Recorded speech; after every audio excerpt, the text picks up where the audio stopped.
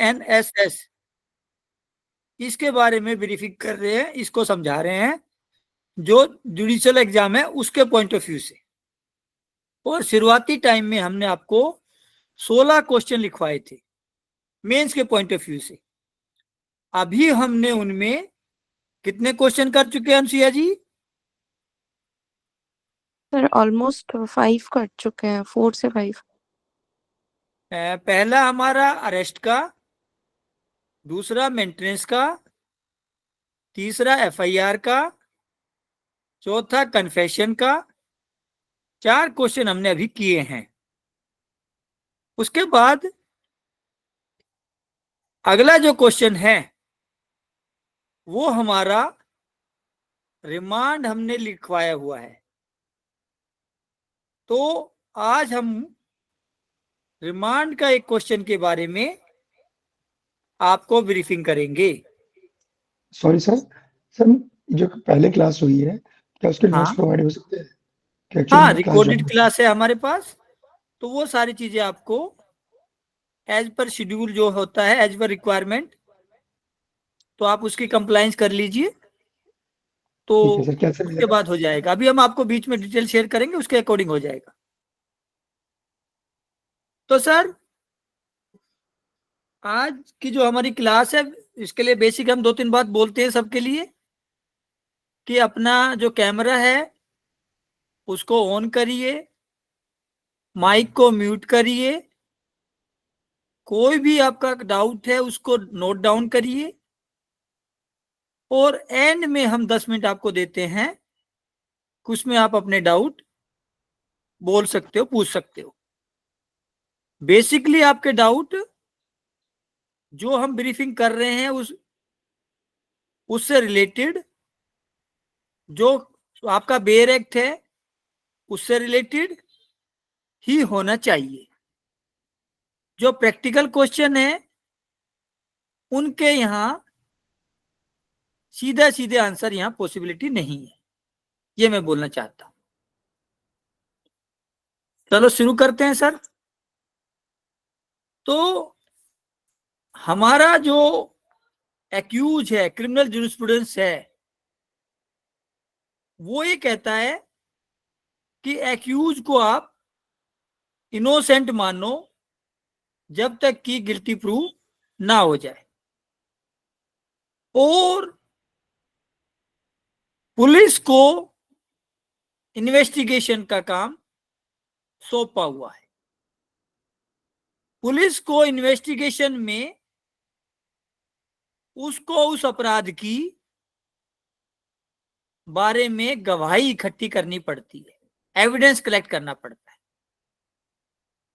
तो पुलिस को हमारे संविधान में, CRPC में ये अथॉरिटी दी है कि वो अपनी इन्वेस्टिगेशन जल्दी से जल्दी पूरी करे,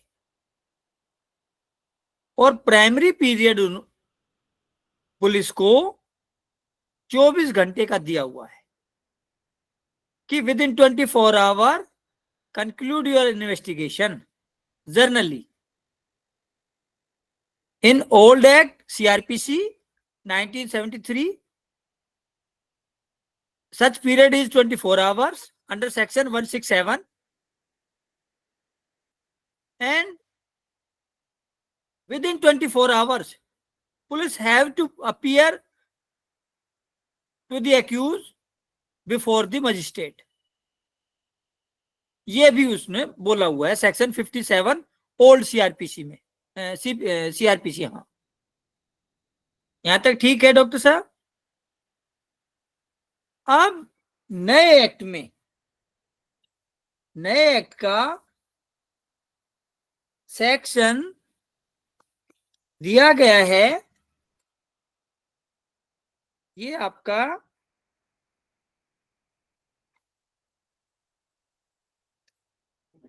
सेक्शन दिया गया है 187। 187 एक सेक्शन है जिसके बारे में हम आज आप यहाँ पे ब्रीफिंग करेंगे। तो इसमें टोटल 10 सब क्लोज है, सब रूल है, उसके बारे में बात करेंगे। और इसके जहां सिनोप्सिस की बात है, जहां इसके सिनोप्सिस की बात है हर्ष जी, सहायक जी, तो वो हम फर्स्ट जनरली मीनिंग इंट्रोडक्शन, इस कंसेप्ट के बारे में इंट्रोडक्शन, रिमांड के कंसेप्ट के बारे में इंट्रोडक्शन अजय जी। दूसरा उसका ऑब्जेक्ट, सेकंड सिनोप्सिस। तीसरा इस कंसेप्ट में बेल का जिक्र किया हुआ है। किस प्रकार की बेल बोलते हैं उसको अनसुईया जी? उसका एक नाम दिया गया है, सर डिफॉल्ट बिल। तो ग्रांट ऑफ बेल, और एक ऐसी बेल का कैंसिलेशन होना, कैंसिलेशन का भी कंसेप्ट है। तो ये सिनोप्सिस में बोल रहा हूं डॉक्टर साहब। और आखिर में है कंक्लूजन।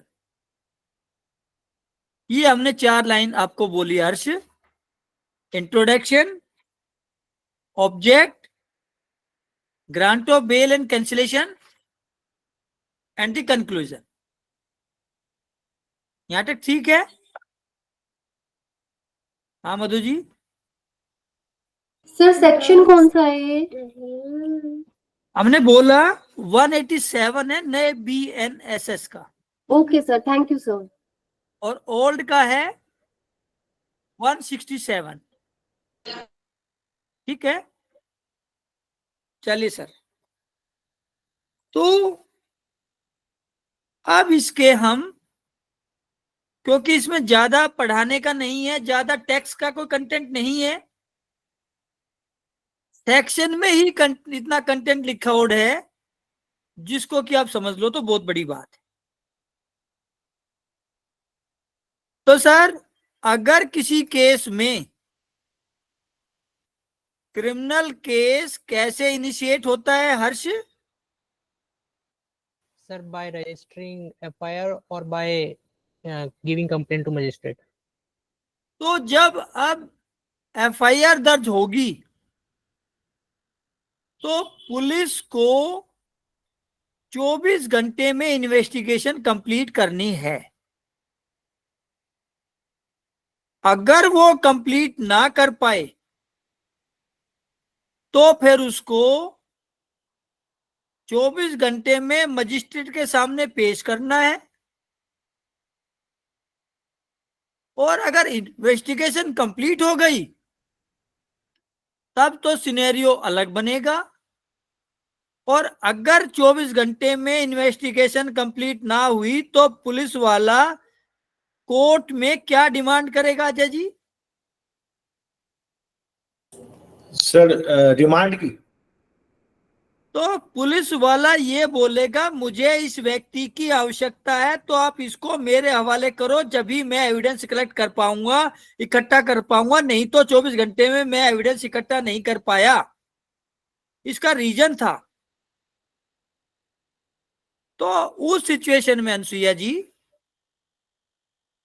पुलिस के पास 3 ऑप्शन, कोर्ट के पास 3 ऑप्शन आएंगे। पहला, अगर एक्यूज उस केस में बेल अप्लाई करता है और कोर्ट को कन्विंस कर दे, जब बेल का चैप्टर आएगा ना, जब बताएंगे कि बेल में कैसे कन्विंस किया जाएगा, तो कोर्ट क्या ऑर्डर करेगी?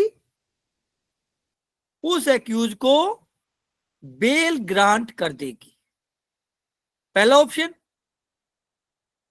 दूसरा, अगर पुलिस वाला ये कहे कि भाई मेरे को अभी इसकी आवश्यकता है, इस व्यक्ति की, इस एक्यूज की, क्योंकि अभी इन्वेस्टिगेशन पूरा नहीं हुआ, अगर आधा अधूरा इन्वेस्टिगेशन करके अगर हम कोर्ट में केस फाइल कर दें तो उसमें एक्यूज बचेगा या फंसेगा अनसुईया? सर एक्यूज फिर मतलब बच जाएगा सर। और उसमें किरकिरी किसकी होएगी? पुलिस की किरकिरी होएगी या शाबाशी होएगी? सर पुलिस की होगी सर। तो उस केस में पुलिस जो है इनकम्प्लीट इन्वेस्टिगेशन नहीं करता, क्योंकि कल ने जो है उस ऑफिसर के खिलाफ डिपार्टमेंट इंक्वायरी हो सकती है, एक्सप्लेनेशन पूछा जा सकता है। तो वो हर केस में चाहेगा कि वो इन्वेस्टिगेशन पूरी कंप्लीट की जाए।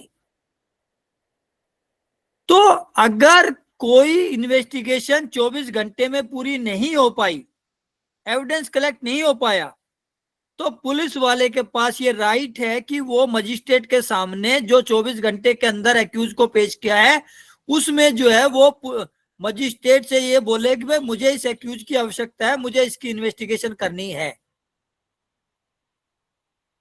इसको बोलते हैं पुलिस के द्वारा एक्यूज का कोर्ट केस के सामने रिमांड क्लेम करना, रिमांड मांगना, उसको अपनी कस्टडी में लेने की परमिशन मांगना। ठीक है अजय जी यहां तक? अब उसको परमिशन में देना या ना देना, वो किसका काम है हर्ष? सर मजिस्ट्रेट का। मजिस्ट्रेट का काम है, को कोर्ट का काम है। और तीसरा ऑप्शन है कि कोर्ट ना तो बेल एप्लीकेशन से कन्विंस हो, ना पुलिस की रिमांड की एप्लीकेशन से कन्विंस हो, तो फिर एक्यूज का क्या होगा? ना तो कोर्ट उसको थाना भेजना चाहती है, ना कोर्ट उसको बेल देना चाहती है, तो फिर आखिरी रास्ता क्या है हर्ष? Sir judicial custody. फिर भी हम उसको कस्टडी भेजते हैं, पर ये कस्टडी पुलिस के पास जाने की नहीं है, ये कस्टडी जेल में जाने की कस्टडी है। जेल किसने बनाई है? सरकार ने। उसका एक अलग डिपार्टमेंट है। तो जेल का क्या काम है?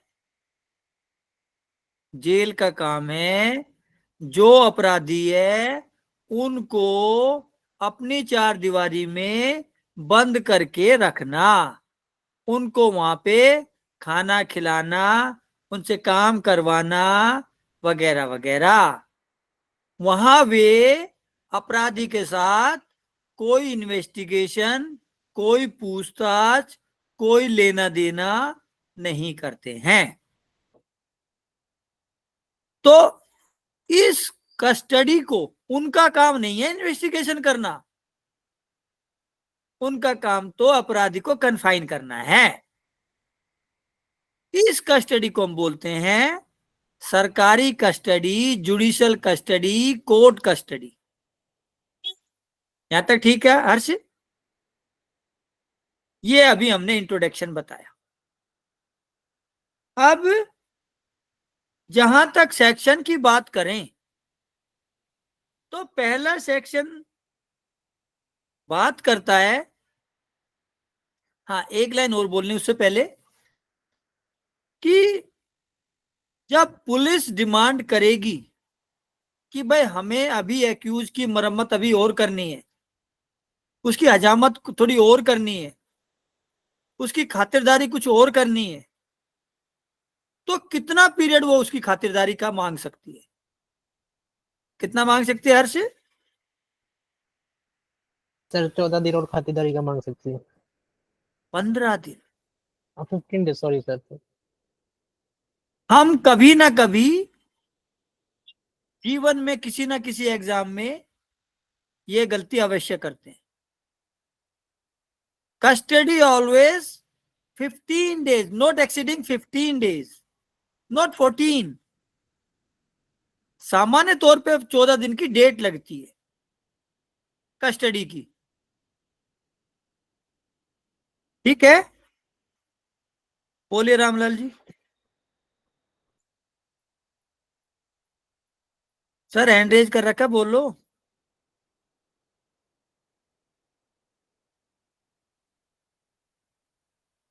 तो सर अब उसमें हम शुरुआत अगर करें तो पहले वाले एक्ट में सीआरपीसी में सिर्फ ये बोला हुआ था कि 15 दिन की पुलिस को कस्टडी ली जा सकती है, दी जा सकती है। पुलिस वाला 15 दिन तक उसकी मरम्मत, हजामत, खातिरदारी कर सकता है। किस लिए? एविडेंस कलेक्ट करने के लिए, इन्वेस्टिगेशन पूरी करने के लिए, रिकवरी करवाने के लिए। ठीक है, अंत तक? तो लेकिन नए एक्ट में एक नई चीज जोड़ दी हर्ष। क्या जोड़ दिया? कि पहले तो जब केस बना 24 घंटे में इन्वेस्टिगेशन पूरी ना हुई तो आपने मजिस्ट्रेट के सामने पेश किया। अब जब पेश किया ना अजय जी, तो यहां से first 15 days police have right to demand a police custody. मैं बोलना चाह रहा हूं इनिशियली फर्स्ट 15 डेज पुराने वो एक्ट में, पद्मेश जी, जैन साहब, ओल्ड एक्ट में था कि पहले 15 दिन जो है ना police have demand police custody. जी sir. But in the new act यहां इन्होंने पुलिस के हाथ कुछ ज्यादा ही मजबूत कर दिए, खातिरदारी का दायरा बढ़ा दिया। और अब ये 15 दिन है तो 15 दिन ही, पर ये 15 दिन पुलिस वाले के पास मौका आ गया कि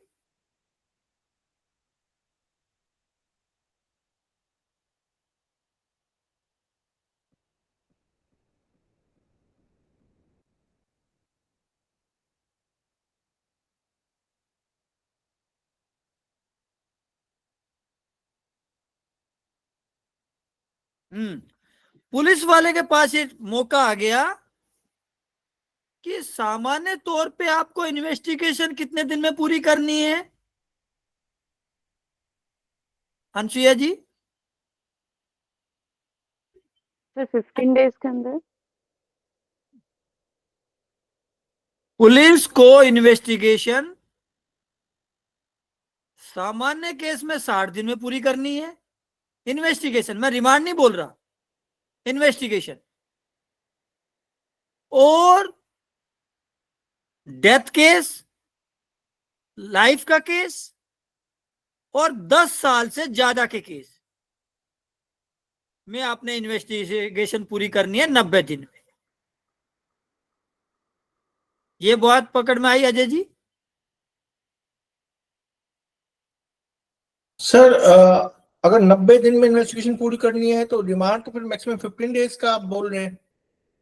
तो रिमांड में तो बस हमें एक्यूज की आवश्यकता है उसकी खातिरदारी करने के लिए। अगर उसको बेल मिल गई तो इन्वेस्टिगेशन तो अभी और भी करेगा ना, और भी गवाह तो है। अच्छा, ठीक। ये तो सिर्फ एक्यूज की खातिरदारी का 15 दिन है, बाकी भी तो पूरा केस है ना, बाकी भी तो और विटनेसेस है, गवाही है। ठीक। और सर आप जुडिशियल, ये रिमांड को ही पुलिस कस्टडी हो गई, मतलब रिमांड को ही पुलिस कस्टडी कहते हैं? रिमांड डिफाइन नहीं है। रिमांड मोटे तौर पे, रिमांड या कस्टडी, ये मोटे तौर पे 2 प्रकार का होता है, एक पुलिस कस्टडी, एक जुडिशियल कस्टडी। एक पुलिस रिमांड, एक जुडिशियल रिमांड, ये एक ही वर्ड है। मतलब जुडिशियल का मतलब जेल और पुलिस कस्टडी का मतलब पुलिस के पास, थाना। ठीक। तो सर नए एक्ट में जैन साहब ये बोला कि जो 60 दिन का टाइम है ना इन्वेस्टिगेशन पूरी करने का हर्ष, उसमें पुलिस के पास चॉइस है कि वो इनिशियली 40 डेज,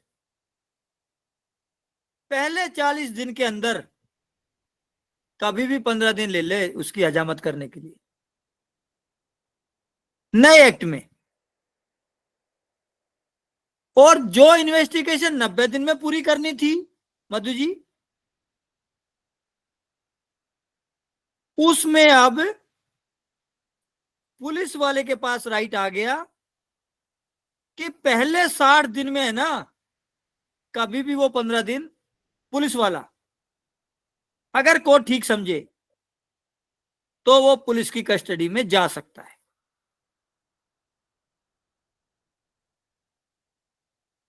हम दोबारा दूसरे तरीके से समझाना चाहें कि सर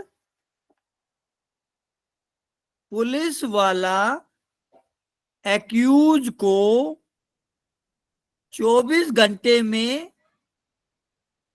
उसके रिगार्डिंग इन्वेस्टिगेशन पूरी करके केस को सबमिट करना होता है।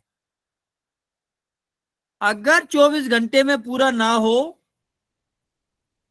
तो एक्यूज को पेश करो, और अगर आपको एक्यूज की आवश्यकता है तो पहले 15 दिन में उसकी कस्टडी ले लो।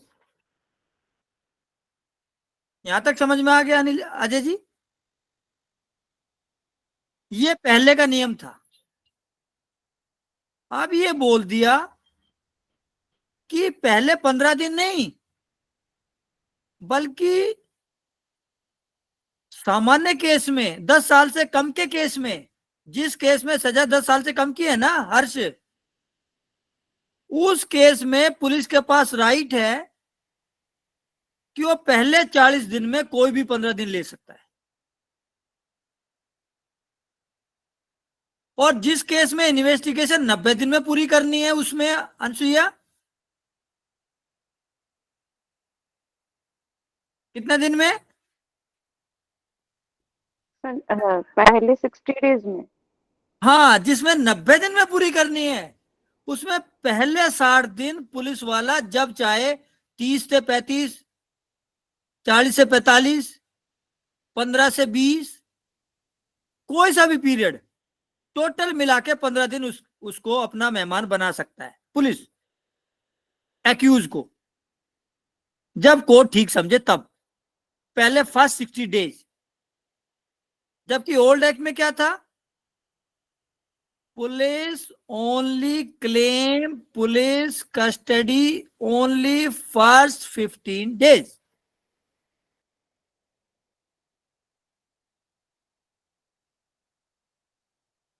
यहां तक ठीक है?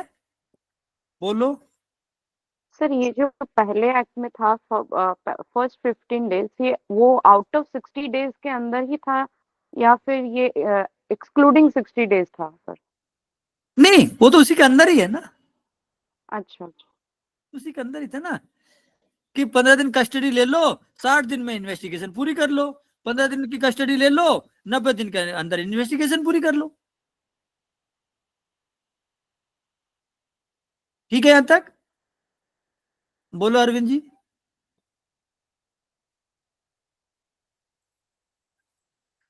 तो सर एक पॉइंट और समझना है, फिर आगे बढ़ेंगे। ये मैं बार बार बोल रहा हूं, इन्वेस्टिगेशन का टाइम 60 दिन, इन्वेस्टिगेशन का टाइम 90 दिन। अगर मान लो पुलिस वाला इनकम्पिटेंट है, मान लो या होते ही हैं हर्ष? सर मान लेना ठीक है। मान लेना ठीक है, मान ले, क्योंकि हम किसी की डेफामेशन नहीं करना चाहते विदाउट प्रेजुडाइज। तो सर अगर मान लो पुलिस वाला इनकम्पिटेंट है, 60 दिन में इन्वेस्टिगेशन पूरी ना हुई, जिन केसों में 60 दिन दिया हुआ है, या 90 दिन में इन्वेस्टिगेशन पूरी ना हुई, जिन केसों में दिया हुआ है टाइम, तो उसका क्या एडवर्स इफेक्ट आएगा हर्ष? सर एक्यूज को डिफॉल्ट मिलने का राइट हो जाएगा। तो सर ये नहीं है कि इन्वेस्टिगेशन पर खत्म हो जाएगी, इन्वेस्टिगेशन तो करता रहेगा पुलिस वाला 60 दिन के बाद भी, 61 दिन, अजय जी 65 दिन, 70 दिन, 90 दिन, 100 दिन, 200 दिन। पर क्या है कि एक्यूज को फायदा मिल जाएगा। या तो तुम 60 और 90 दिन के अंदर इन्वेस्टिगेशन पूरी कर दो, उसके बाद केस का क्या होगा अनसुईया? सर अगर नहीं हो पाई तो डिफॉल्ट बेल का फायदा मिल नहीं जाएगा बेटा, मैं accused बोल रहा हूँ, मेरा सवाल सुनो। इन्वेस्टिगेशन पूरी कर दी 60 दिन और 90 दिन में, तो इसका क्या इम्पैक्ट आएगा? सर क्या फिर असर चार्ज होगा, फ्रेम से क्या इफेक्ट होगा, क्या स्टेज आएगी? ट्रायल शुरू हो जाएगी फिर। मतलब ये कहना चाहता है अजय जी, अगर उसने 60 दिन में पूरा कर दिया, अगर उसने 90 दिन में इन्वेस्टिगेशन पूरा कर दिया, तो एक्यूज के पास डिफॉल्ट बेल का राइट खत्म हो जाएगा, रेगुलर बेल का राइट रहेगा। उसके बाद जो पुलिस का रोल खत्म हो जाएगा, वो जाकर अपने थाने में बैठो, कोर्ट का रोल शुरू हो जाएगा। कोर्ट उसमें जो है एक्यूज को सुनेगा, कंसिडरेशन करेगा, चार्ज फ्रेम करेगा, डिस्चार्ज करेगा, ट्रायल शुरू करेगा, एविडेंस लेगा, वगैरह वगैरह वगैरह। मतलब पुलिस का रोल खत्म। और अगर 60 या 90 दिन के बाद भी पुलिस इन्वेस्टिगेशन ना करे तो अजय जी, तो उसका रोल बना रहेगा। इन्वेस्टिगेशन पूरी करो, तुम्हारा काम है इन्वेस्टिगेशन पूरा करना, एक्यूज को फायदा मिल जाएगा डिफॉल्ट बेल का। और सीनियर पुलिस अफसर आपसे पूछेगा, भाई क्यों नहीं करी आपने 60 दिन में पूरी, 90 दिन में क्यों नहीं करी आपने इन्वेस्टिगेशन पूरी?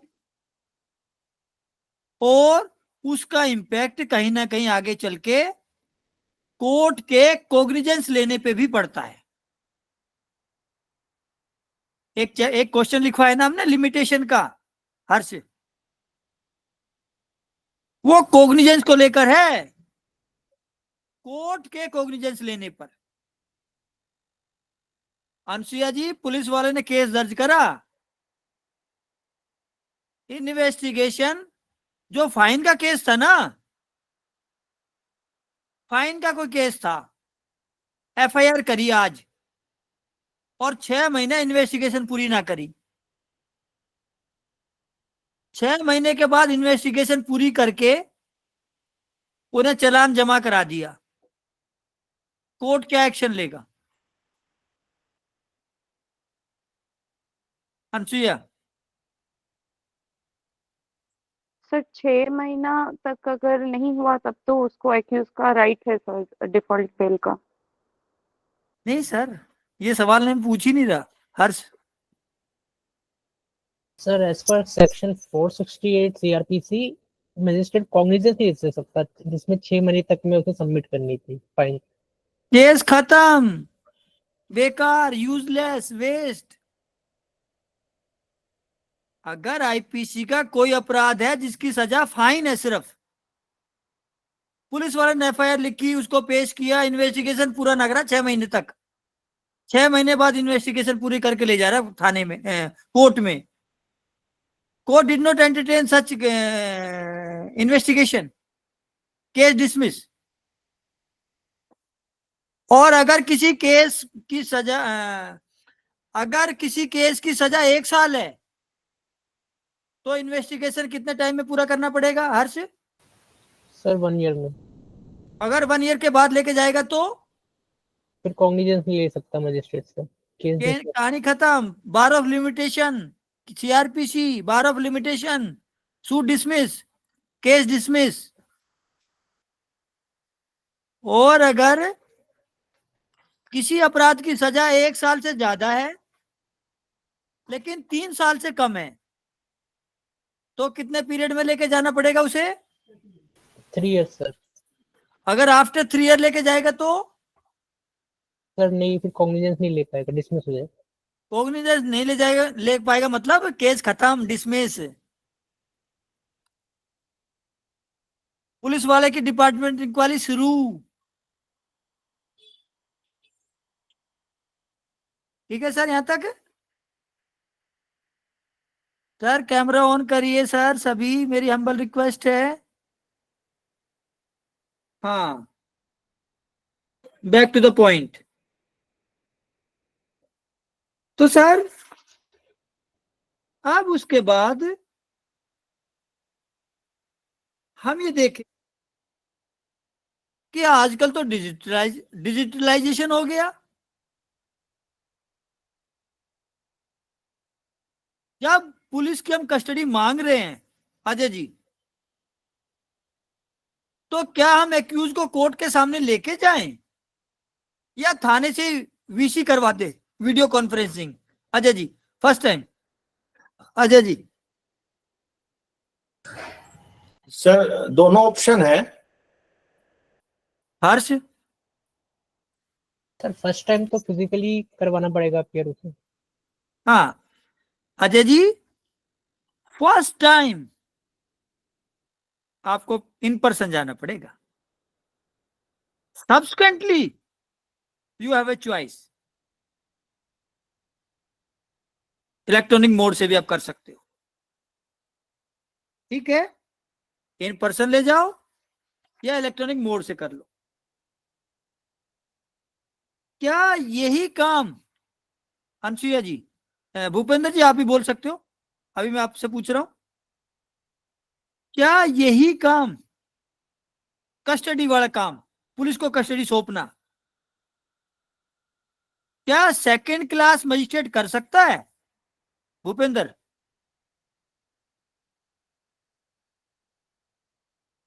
मधु। भूपेंद्र बोलना चाहते हो या कह रहे मुझे नहीं पता? भूपेंद्र जी बोलो पहले आप।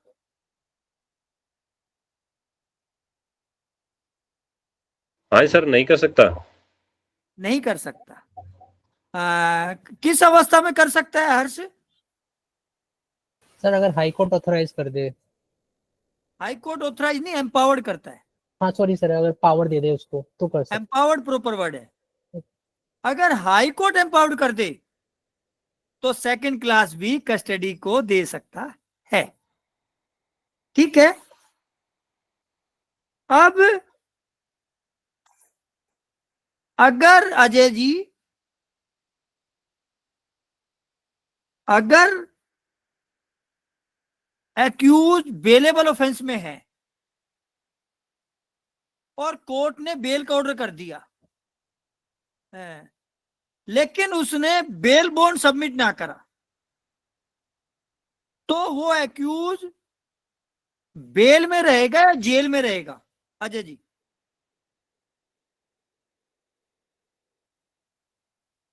तो सर अगर बेल बॉन्ड नहीं सबमिट किया तो फिर वो जेल में जाएगा। कस्टडी में रहेगा ऑब्वियसली। ठीक है,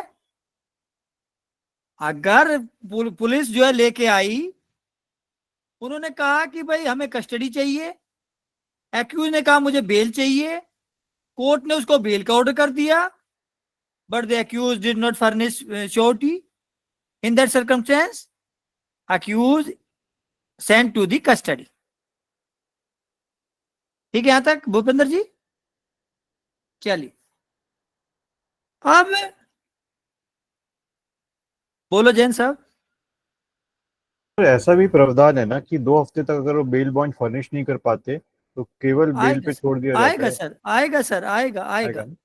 आएगा। हाँ, वो इसमें नहीं आएगा, पर अच्छा वो प्रेजेंट पॉइंट में नहीं आएगा, वो अच्छा, बेल के पॉइंट में आएगा। ओके ओके, ठीक है। तो प्लीज वेट करिए उसका। हाँ सर, जी सर। हाँ, नहीं तो हम अपने विषय से भटक जाएंगे। तो सर अब एक्यूज कोर्ट में गया कस्टडी के समय, ये हम कैसे प्रूव करेंगे अनसुईया जी? फिर उसके सिग्नेचर से। और अगर वीसी से है तो? एक्यूज पर्सन का अपीयरेंस होगा वीसी में। ठीक है, तो एक्यूज कोर्ट में गया या तो वो उसके सिग्नेचर से होगा, या जो वीसी का मोड होता है उस तरीके से उसकी हाजिरी मानी जाएगी। ठीक है हर्ष, यहां तक? Any doubt? जो मैं बोल रहा हूं उसको मेरे बोले हुए वर्ड पे कोई डाउट है तो हैंड रेज कर सकते हो। उसके बाद अगर मधु जी बोलिए आप, अगर एक्यूज वोमेन है और 18 साल से कम है, हम उसको बेल नहीं देते, तो हम उसको कहां भेजेंगे? जेल भेजेंगे? थाने भेजेंगे? कहां भेजेंगे? वाइस वेलफेयर इंस्टीट्यूशन में। वेलफेयर इंस्टीट्यूशन में। रिमांड होम बोला हुआ एक वर्ड यहां पे, या रिकॉग्नाइज सोशल इंस्टीट्यूशन, इधर रिमांड होम और recognise social institution. Mic mute करिए, चलिए माइक म्यूट करिए। हाँ थैंक्स। उसके बाद अब एक लाइन और पकड़नी है हमें, जहां पे एक्यूज पकड़ा गया वहां पे हमें जुडिशियल मजिस्ट्रेट नहीं मिल पाया, लेकिन वहां पे एग्जीक्यूटिव मजिस्ट्रेट है। कितने प्रकार की कोर्ट होती है अनुसुईया हमारे क्रिमिनल लॉ में? Sir Very good. Executive magistrate और जुडिशियल मजिस्ट्रेट। सीआरपीसी में कितना लिखा हुआ है? बीएनएसएस में कितना लिखा हुआ है हर्ष? वेरी गुड जैन साहब। हर्ष बोलो। सर एग्जीक्यूटिव मजिस्ट्रेट है, जुडिशियल मजिस्ट्रेट है, सेशन कोर्ट है, तीन ही हुई है तो और सीएमएम की कोर्ट है। है? सीजेएम वो तो उसी का भाई होता है, वो तो बड़ा भाई होता है। तीन ही हुई। जैन साहब बोलो। High court. सेशन कोर्ट, हाँ। जेएमएफसी, जेएमएससी और एग्जीक्यूटिव मैजिस्ट्रेट, ये सेक्शन हाँ। 6 बीएनएसएस।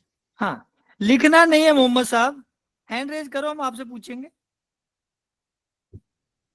तो सेशन जज, जुडिशियल मजिस्ट्रेट फर्स्ट क्लास जो इन्होंने अपनी लैंग्वेज में बोला, जुडिशियल मजिस्ट्रेट सेकंड क्लास, और 4 नंबर पे है एग्जीक्यूटिव मजिस्ट्रेट। ये 4 प्रकार की कोर्ट होती है। तो हमने बोला जुडिशियल मजिस्ट्रेट ना है, तो जुडिशियल मजिस्ट्रेट में दोनों आ गए, फर्स्ट क्लास सेकंड क्लास, लेकिन एग्जीक्यूटिव मजिस्ट्रेट है और 24 घंटे में इन्वेस्टिगेशन पूरा ना हुआ, तो हम किसके सामने पेश करेंगे मधु जी? एग्जीक्यूटिव मजिस्ट्रेट के सामने पेश करेंगे।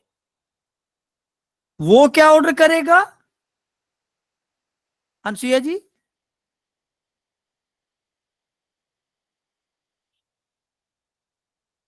मेरी आवाज आ रही है? Yes sir. वो क्या करेगा एग्जीक्यूटिव मजिस्ट्रेट? पढ़ना नहीं है, मेरे को सुनना ही है, अपनी कॉमन सेंस से आंसर करना है। सर 7 डेज के लिए वो कस्टडी में रख सकते हैं। हाँ तो बोलना, पढ़ना नहीं है, मेरे को सुनो सिर्फ बस। पढ़ना बाद में या पहले, वो ज्यादा बेनिफिशियरी रहेगा मेरे हिसाब से। अभी तो सिर्फ मेरे को सुनो और केयरफुली सुनो, और जो आंसर आता है दे दो, ना आता मत दो।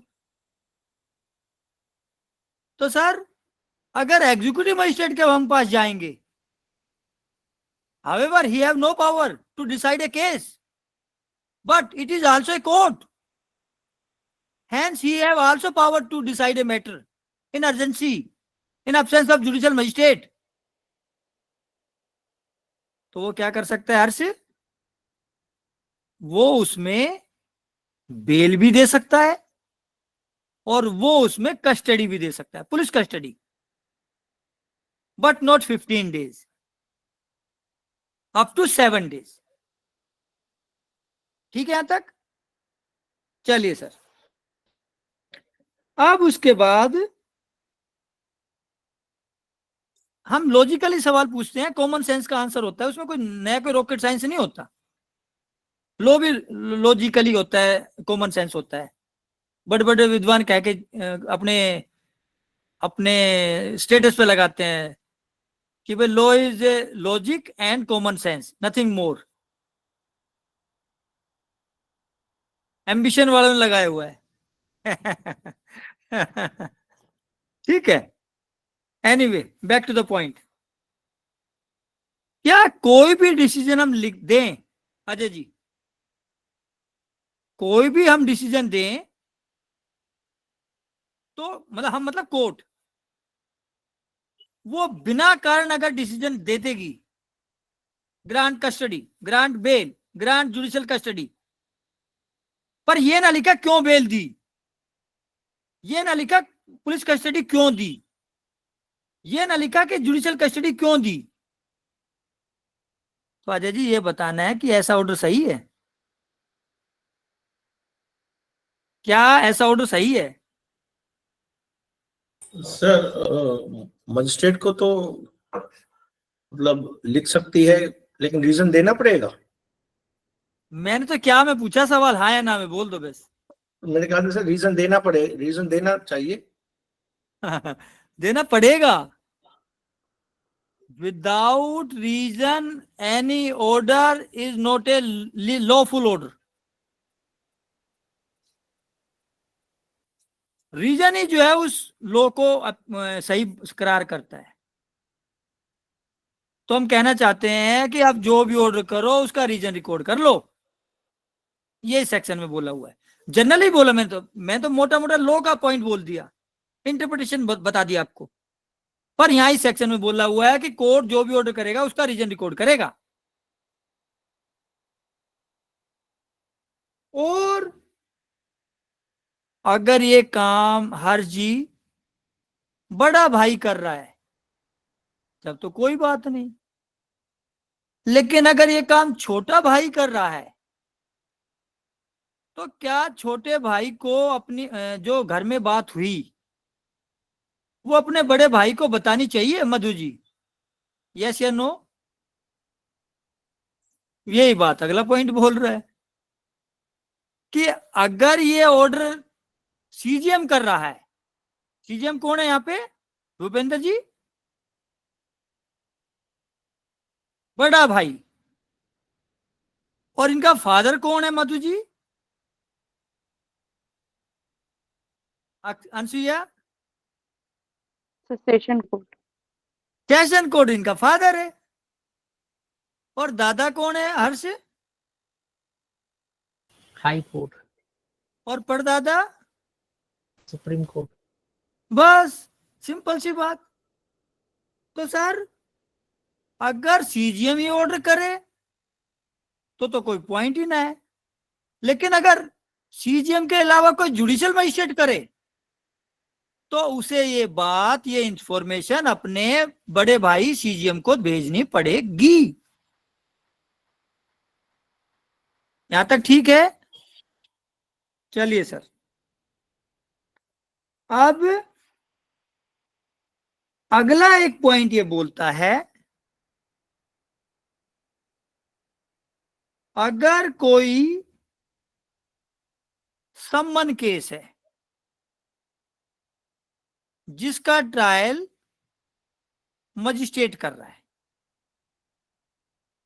ये हम सिचुएशन बता रहे हैं अजय जी, शहजान जी, कि अगर कोई केस मजिस्ट्रेट ट्रायल कर रहा है जो कि सम्मन केस है और उसका इन्वेस्टिगेशन, ट्रायल शुरू हो गया, ट्रायल शुरू नहीं हुआ सॉरी, अगर कोई केस ऐसा है जिसका ट्रायल मजिस्ट्रेट करता है, सम्मन केस है, अब केस तो बना दिया पुलिस वाले ने, पर इन्वेस्टिगेशन करते करते करते करते कितना टाइम हो गया? 6 महीने से ज्यादा टाइम हो गया। तो दिक्कत किसको हो रही है? एक्यूज को। वो क्या कहेगा अजी मेरा केस खत्म करो, ये तो कोई केस ही ना था, झूठा बना दिया, मेरे को फंसा रखा है, इन्वेस्टिगेशन में कुछ भी ना निकला। अगर कोई केस होता तो अभी तक इन्वेस्टिगेशन पूरी हो जाती, ट्रायल शुरू हो जाता। सम्मन केस की सजा कितनी होती है Harsh? Less than 2 years sir. 2 साल की सजा है, 6 महीने से ज्यादा इन्वेस्टिगेशन ही चल रही है।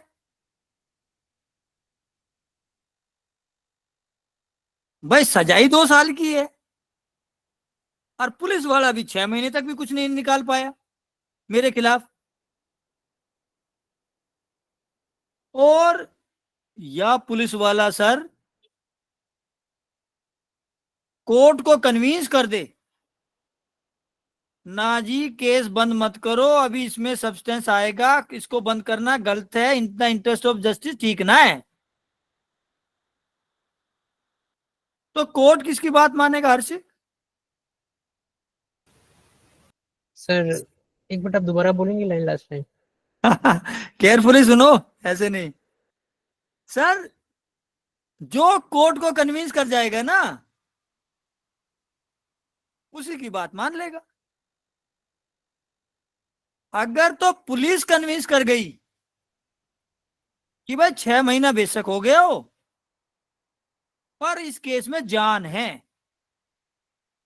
तो कोर्ट वो केस बंद नहीं करेगा, कोर्ट फर्दर इन्वेस्टिगेशन बंद नहीं करेगा। और अगर एक्यूज कन्विंस कर गया तो अनसुईया जी तब डिसमिस हो जाएगा, इन्वेस्टिगेशन बंद हो जाएगा। तब फिर इन्वेस्टिगेशन को कोर्ट जो है स्टॉप कर देगा। इस कंसेप्ट को बोलते हैं स्टॉप फर्दर इन्वेस्टिगेशन।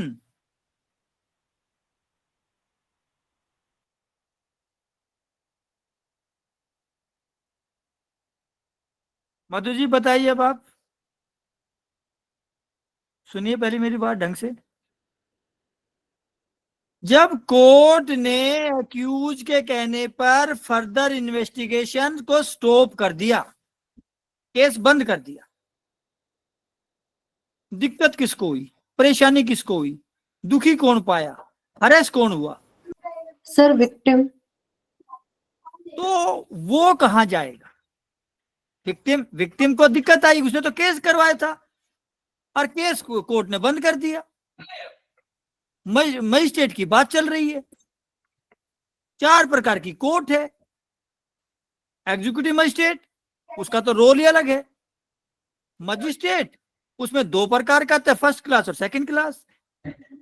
तो फिर विक्टिम कहां जाएगा? सर सेशन जज के पास। Very good, thank you sir. Marvellous, super super. तो सर वहां पे विक्टिम, ये विक्टिम और एक्यूज लिखा नहीं अनसुईया, ये मैं समझाने के लिए आपको बोल रहा हूं बार बार। तो विक्टिम जो है सेशन जज के पास जाएगा और क्या प्रेयर करेगा मधु जी? इन्वेस्टिगेशन कंटिन्यू रहे और वेरी गुड, वेरी गुड, भाई इतना ही बहुत है, यही करेगा जी, कंटिन्यू करो, बाकी ट्रायल तो मजिस्ट्रेट ने करना है ना, वो तो यही प्रेयर करेगा जी, कंटिन्यू करो, ठीक है। तो सर ये सारा सेक्शन मैंने अभी आपको बोला है, मोटे तौर पे शुद्ध भाषा में समझाने की हमने आपको कोशिश करी, किसी भी टेक्निकल वर्ड का यूज नहीं करा शायद हमने, ये हम बोलना चाहते हैं। हालांकि केस लॉ की एक लंबी सीरीज है, सारे एक साथ लिखवाना संभव नहीं, पर कुछ केस लॉ मैं आपको बोल देता हूं, उसकी समरी आप पढ़िए। इसके साथ साथ एक बार मैं आपसे रिक्वेस्ट भी करना चाहता हूं कि ये BNSS की क्लास है और ये एक ऑनलाइन प्लेटफॉर्म के थ्रू हो रही है। इसमें BNSS एक बैरक का 1000 रुपए का रजिस्ट्रेशन फीस रखा हुआ है। तो मेरी आपसे दो रिक्वेस्ट है। एक तो अगर आपको हमारा कंटेंट पकड़ में आया, समझ में आया, तो इसका रजिस्ट्रेशन करवाइए सर। और एक जो है, इसका ज्यादा से ज्यादा अपने ग्रुप, चाहे व्हाट्सएप ग्रुप हो, चाहे इंस्टाग्राम हो, चाहे आपका general man to man group हो, चाहे फिजिकल ग्रुप हो, वहां पे इसको सर, अगर आपको लगता है ये वर्ती है, फ्रूटफुल है, तो इसको थोड़ा सा एडवर्टाइज करिए, प्रचार करिए, प्रसार करिए, क्योंकि अल्टीमेटली हमारी भी कुछ कंपल्शन है। तो अगर हम सभी एक टीम की तरह काम करें, जब भी हम आगे बढ़ पाएंगे, हम सब मतलब, नहीं तो फिर हमें दिक्कत आएगी। तो मेरी हम्बल रिक्वेस्ट है सबसे कि इसको ज्यादा से ज्यादा शेयर करिए, मिनिमम अपना रजिस्ट्रेशन कराइए, और क्लास को रेगुलर अटेंड करिए। और कोई डाउट हो तो उसको एंड में पूछिए। और इसके अलावा भी अगर आपको हमसे कुछ पूछना है, तो मेरे नंबर यहाँ पे है, प्लेटफॉर्म जो हमारा ऑनलाइन प्लेटफॉर्म है उसके नंबर यहाँ पे है, तो आप उनसे कांटेक्ट कर सकते हो, मेरे से कांटेक्ट कर सकते हो। अपना कोई भी क्वेरी, वो चाहे टेक्निकल हो या प्रैक्टिकल हो, आप उस नंबर पे मेरे को कर सकते हो। ये मैं बोलना चाहता हूं। चलिए, तो सर अभी इसके जहां तक केस लो की बात है, तो कुछ केस लो मैं आपको लिखवा पा रहा हूं, सारे नहीं लिखवा रहा, मैं बार बार बोल रहा हूं। उसमें जो केस लो है, वो एक केस लो है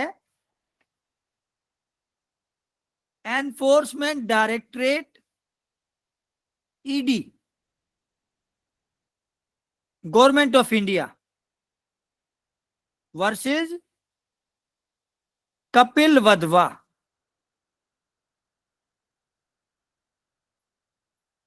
इसमें इन्वेस्टिगेशन अगर टाइम पे पूरी ना हो, तो एक्यूज को डिफॉल्ट बेल मिल जाता है। यहां तक तो ठीक है मधु जी, पर वो इन्वेस्टिगेशन का टाइम 60 दिन या 90 दिन एक्यूज के अरेस्ट करने से, एक्यूज के अरेस्ट करने से, एक्यूज को कोर्ट में पेश करने से, या उसके अगले दिन से, कब से शुरू होगा, ये इस केस लॉ में बताया। तो ये एक्यूज के जब कोर्ट रिमांड देगी, उस दिन से काउंट करने का इसमें बोला हुआ है। This is a landmark judgement by the larger court bench, 3 जज bench.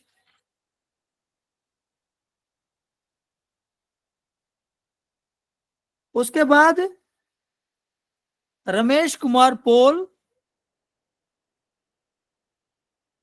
Versus state of Assam.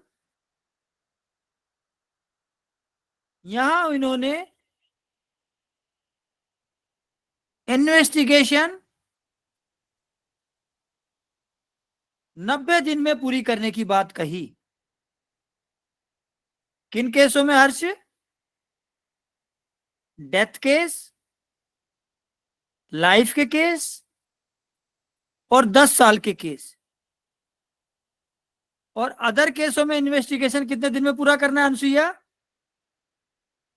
60 days. तो जो वहां पहले 10 साल लिखा था ना, वो इस केस लॉ में इंटरप्रिटेशन करा, अजय जी, मधु जी, कि भाई अगर किसी केस की सजा अप टू 10 ईयर है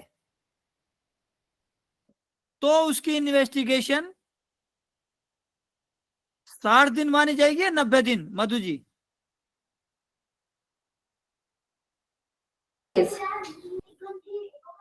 sir 60 days.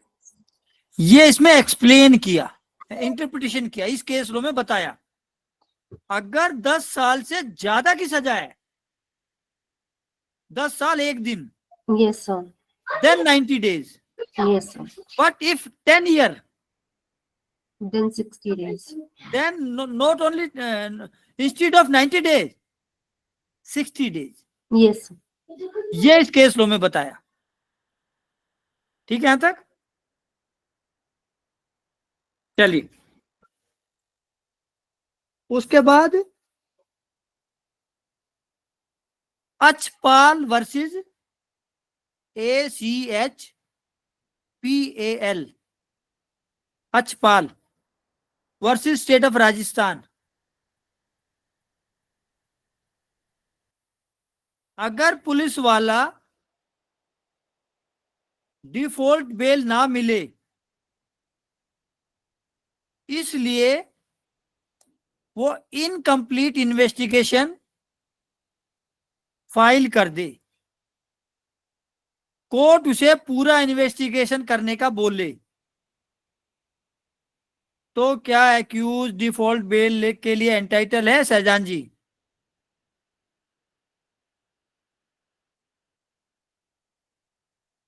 Parveen Bhardwaj, yes sir. Yes sir. Entitle है? हाँ जी सर। जी सर, इंटाइटल है। बताओ कुछ थोड़ा बहुत परवीन जी। सर अगर 60 डेज में चार्जशीट फाइल नहीं होगी तो वो डिफॉल्ट बेल के लिए एंटाइटल है, बट अगर वो इनकम्प्लीट चार्जशीट फाइल कर रही हैं तो वहां भी वो एंटाइटल है सर। सर कैमरा ऑन करो, फिर इतना अच्छा बताते हो तो।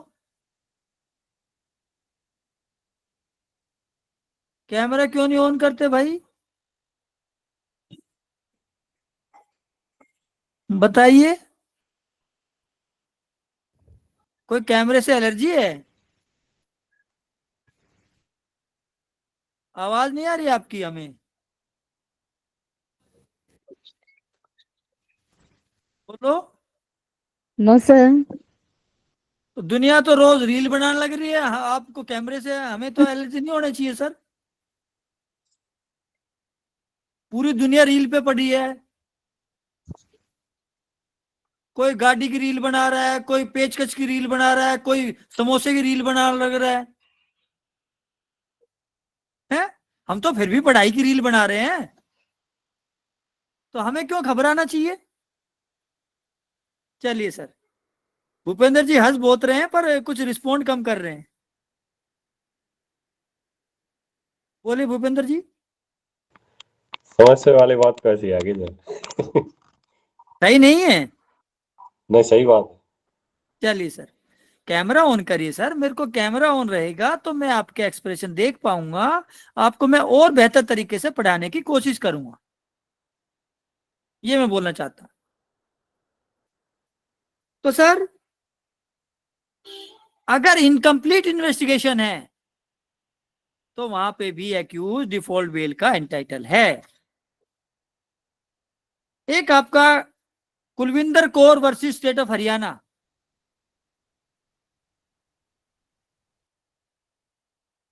90 दिन या 60 दिन हो गए, हमने एप्लीकेशन लगा दी उसी दिन, 61वें दिन, और उसी दिन जो है चार्जशीट फाइल हो गई।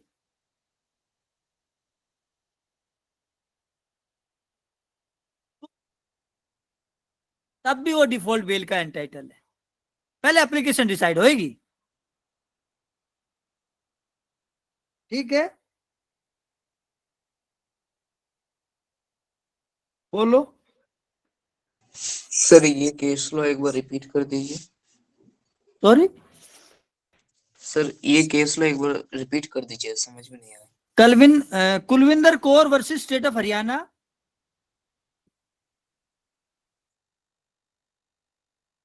चालान तो 90 दिन के बाद फाइल हुआ, पर अभी डिफॉल्ट बेल की एप्लीकेशन डिस्पोज ऑफ ना हुई। एप्लीकेशन तो लगाई पर डिसाइड ना हुई है, तो पहले एप्लीकेशन डिसाइड होगी। He is entitle for default bail. ठीक है सहायक जी? Yes sir. खुद कुछ थोड़ा बहुत खुद भी केस पढ़िए दिखा थोड़ा। एक Vikramjit Singh versus state of Punjab. Madhu ji बताइए एक बार, अनसुईया जी बताइए आप कि 60 दिन या 90 दिन हो गए, चालान शीट फाइल ना हुआ और एक्यूज आया। मधु जी आप बोलो। एक्यूज आया कोर्ट में और बोला जी पुलिस ने जो चालान शीट पेश ना करी, मेरे को डिफॉल्ट बेल दो, बोला उसने, तो कोर्ट क्या इसको कंसीडर कर लेगा? सर यस, क्योंकि इन्वेस्टिगेशन का टाइम फ्रेम था कंप्लीट करने का, और अगर वो नहीं करते हैं तो इज एंटाइटल्ड फॉर। नहीं वो तो है एंटाइटल, पर मैंने बोला उसने एप्लीकेशन ना दी, नहीं सर, ओरली बोल दी। लेना मैंडेटरी है। अनसुईया सर तब नहीं हो पाएगा। हर्ष नो सर, क्या नो सर? नहीं हो पाएगा अगर ओरली बोला है तो सर। डिफॉल्ट बेल में हो सकता है बेटा। Okay sir. Default bail default bail एक एब्सोल्यूट राइट है, ह्यूमन राइट है। And in this case if you demand orally after 60 or 90 days when the police is not completed the investigation, oral submission is also allowed. This is speak in this case. Vikramjit Singh versus State of Punjab.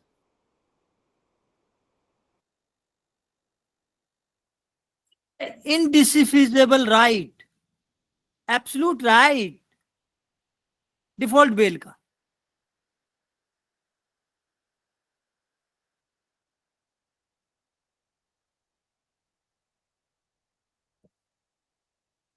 Case तो बहुत है, कोई limit नहीं है।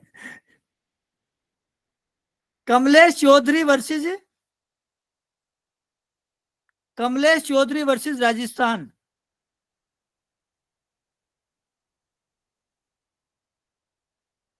परवीन जी आप बताओ दिखा।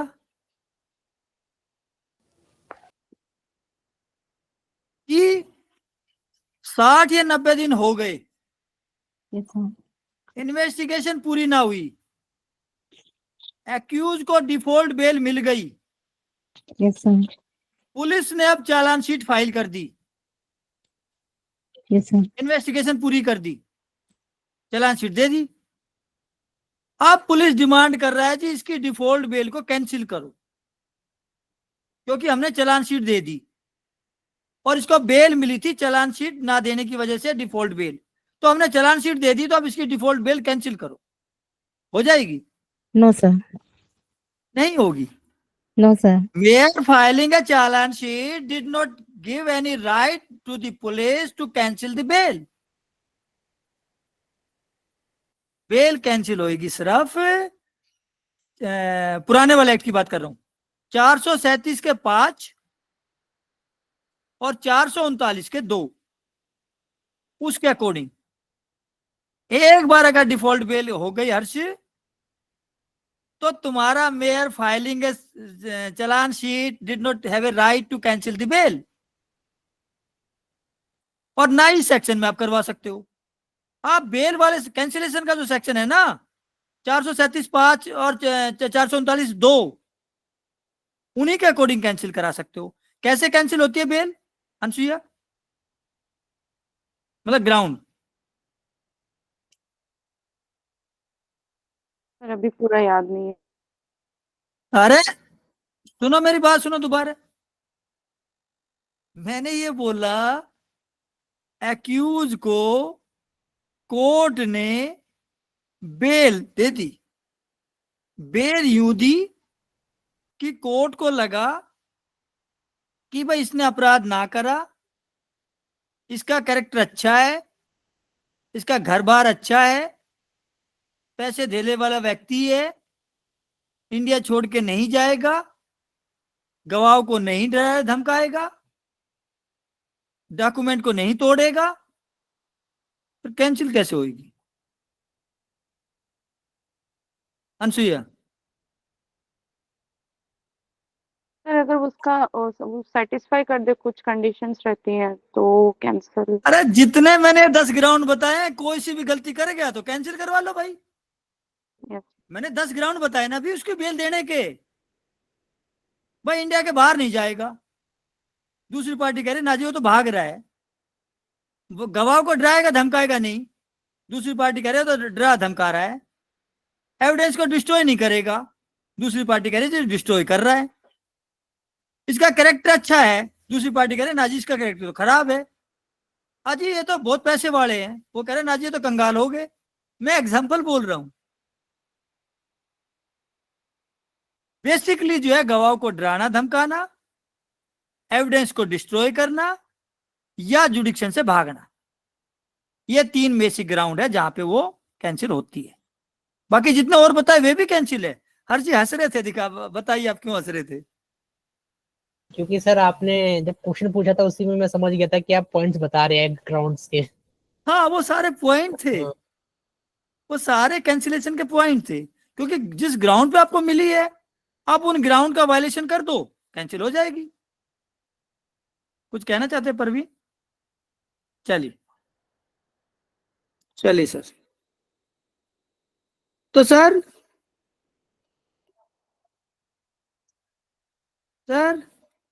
हाँ, S Kashi versus state of Tamil Nadu.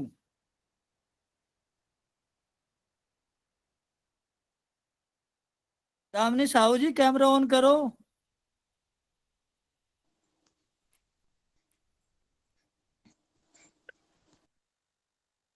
हाँ सर, केस का नाम लिख लिया। कोविड में पुलिस वाले ने 60 या 90 दिन में इन्वेस्टिगेशन पूरी ना करी और ये कहा जी इसको डिफॉल्ट बेल मत दो क्योंकि कोविड है, हम इन्वेस्टिगेशन पूरी ना कर पाए। क्या पुलिस की बात मानी जाएगी भूपेंद्र? क्यों यार, कोविड में तो कौन करेगा इन्वेस्टिगेशन पूरी भाई? भूपेंद्र सर कोविड थोड़ी मना करा इन्वेस्टिगेशन में। Very good very good. तो सर कोविड का पुलिस वाले से कोई लेने देना ना है। You have to complete investigation within prescribed period and the accused have entitled for default bail. ये इस केस लो में बोला हुआ था। अगला है Sarwan versus state. Sarwan versus state. ये कहा अनसुईया जी, हर्ष जी, अजय जी। अजय जी आप बताइए, 60 या 90 दिन पूरे हो गए और पुलिस ने इन्वेस्टिगेशन ना करी कंप्लीट, एक्यूज को डिफॉल्ट बेल का राइट मिल गया, कोर्ट ने उसकी डिफॉल्ट बेल को अलाउ कर दिया और ये कह दिया कि आपको 5 लाख रुपए जमा कराने डिफॉल्ट बेल के एवज में, या आपको हर हफ्ते पुलिस थाने में पेश होना है। क्या ऐसी कंडीशन लगा सकता है अजय जी? सर लगा सकता है सर? नहीं लगा सकता सर, अनयूजनेबल हो जाती है। डिफॉल्ट बेल के केस में नहीं लगा सकता कि आप डिफॉल्ट बेल इस ग्राउंड पे दे रहे हो कि भाई वो 5 लाख रुपए जमा कराए जब मैं डिफॉल्ट बेल दूंगा ना, ये नहीं कर सकते। डिफॉल्ट बेल का तो सीधा मतलब आपके 60 दिन या 90 दिन के पीरियड से है, वो खत्म तो ये आपका एक फंडामेंटल राइट हो गया, एब्सोल्यूट राइट हो गया, आप उसमें टर्म कंडीशन नहीं लगा सकते। Sarwan versus state, default bail is absolute right, no other condition impose like deposit amount for granting default bail.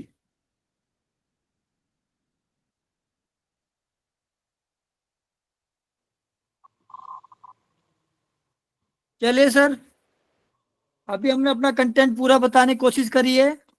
Case law को तो अभी बहुत सी चीजें हैं, पर हमने एक मिनिमम क्वेश्चन बनाने की कोशिश आपको करी है। अब हमारे पास दो ऑप्शन में से एक ऑप्शन है। एक तो पहले मेरे को बताइए कि भाई मेरे को पढ़ना है या आपको पढ़ना है, अनसुईया जी? सर दोनों में से कुछ भी सही रहेगा। ठीक है। हर्ष कोई और अगर बताना चाहे तो और बताइए। सहायक जी, आप आज आपका कैमरा क्यों ऑफ है? सर थोड़ा नेटवर्क इशू हो रहा है अभी। कोई बात नहीं, कोई बात नहीं। मैं बोल रहा था कल जो मैं पढ़ रहा था वो ठीक है या जैसे आपसे पढ़वाएं वो ठीक है? सर दोनों में से कोई भी कर लीजिए। ऐसा नहीं बनेगा ना कुछ, तो फिर तो मैं तो फिर कंफ्यूजन में रहूंगा। हर्ष दिखा, आप बताओ, दिखा थोड़ा बहुत। सर अगर हम पढ़ेंगे तो हमारी मेमोरी में ज्यादा रहेगा एज अ स्टूडेंट। अच्छा, लेकिन हमें आपकी मेमोरी के साथ साथ बाकी बच्चों को भी तो यहाँ बना के रखना है ना। मतलब सभी स्टूडेंट्स है सर, तो सबकी मेमोरी में रहेगा ना। हाँ, तो मेरी हम्बल रिक्वेस्ट है, अगर कोई एक स्टूडेंट पढ़ रहा है तो बाकी सब स्टूडेंट अपने बेरेक्ट को बना के जमा के देखिए। ऐसा नहीं है अगर अनसुईया जी पढ़ रही है तो बाकी बंदों की समझ में ना आए, अपना बेरेक्ट पढ़े और वो लेफ्ट कर जाए। किसी भी बंदे ने लेफ्ट नहीं करना है जब तक हमारी रीडिंग होगी। अगर किसी ने लेफ्ट करना है तो वो अभी लेफ्ट कर सकता है। क्या आप कुछ बोलना चाह रहे हो जैन साहब? नहीं सर, आप ये भी करा सकते हो कि एक समय पे एक बोले, दूसरे समय पे दूसरा बोले, तो वे सबकी इन्वॉल्वमेंट हो जाएगी। नहीं, वो तो पढ़ने हम की बात। कराएंगे, हाँ वो तो हम कराएंगे ही, पर वो जब ही करा पाएंगे ना कि जब सभी बच्चे अटेंटिव बैठे रहेंगे। हाँ सर। सबको अटेंटिव होना चाहिए ना, जब भी तो मैं 1 बाय 1 बोलूंगा ना रोटेशन में। जी सर। ये मैं बोलना चाहता हूँ। अब मान ले जिनका कैमरा वही मेरे को पोजीशनिंग पता है, बाकी बच्चों की पोजीशनिंग नहीं पता मेरे को, तो या तो अपना हैंड रेज करिए कि मैं पढ़ना चाहता हूँ, या मैं रोटेशन में पढ़वाता हूँ। लेकिन अगर किसी ने लीव करना है वो पहले लीव करो, नहीं तो पूरी रीडिंग कर सुननी पड़ेगी, पहले बता रहा हूं मैं। हाँ चलिए सर, नए बेरेक्ट की बात कर रहे हैं हम। और पहले हर्ष जी से ही शुरू करते हैं, और अपना भी हैंड रेज आप रेज कर सकते हो जो बोलना चाहते हैं। अभी तो जो मेरे को दिख रहे हैं पिक्चर में उनको तो मैं पढ़वाऊंगा ही, लेकिन बाकियों से भी मैं पढ़वाने की कोशिश है, जो अगर हैंड रेज करेगा वो। पढ़ो दिखा, हर्ष जी पढ़ो। Section 187, procedure when investigation cannot be completed in 24 hours. Subsection 1, whenever any person is arrested and detained in custody and it appears that investigation cannot be completed within the period of 24 hours fixed by Section 58, and there are grounds for believing that the accusation or information is well founded, the officer in charge of the police station or the police officer making the investigation, if he is not below the rank of sub-inspector, shall forthwith transmit to the nearest magistrate a copy of the entries in the diary hereinafter specified relating to the case, and shall at the same time forward the accused to such magistrate.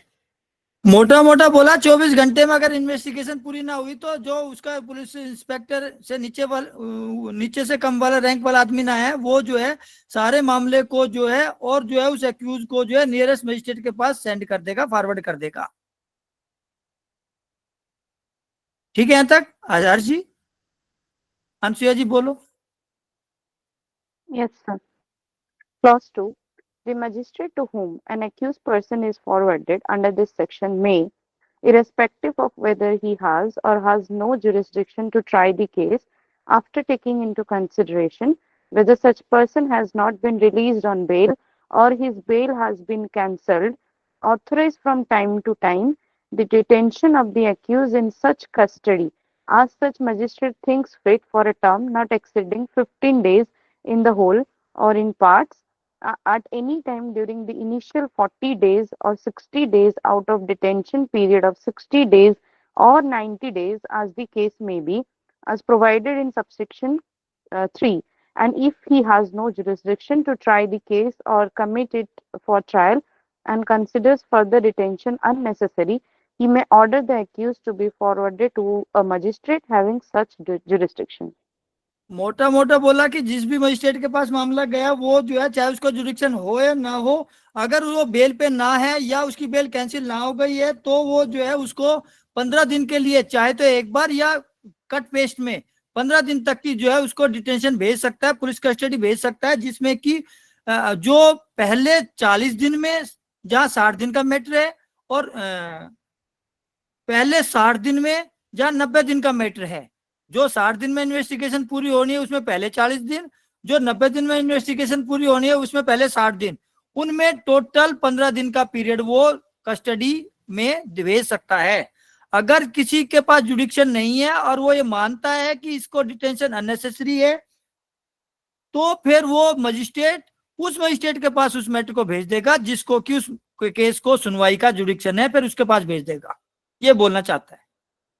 ठीक है, अगला पढ़िए प्रवीण जी। Yes, sir. Clause 3. The magistrate may authorize the detention of the accused person beyond the period of 15 days if he is satisfied that adequate grounds exist for doing so.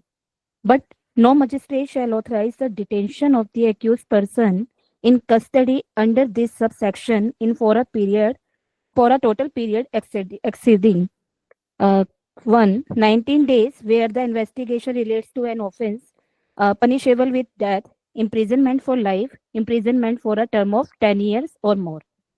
Second, 60 days where the investigation relates to any other offense.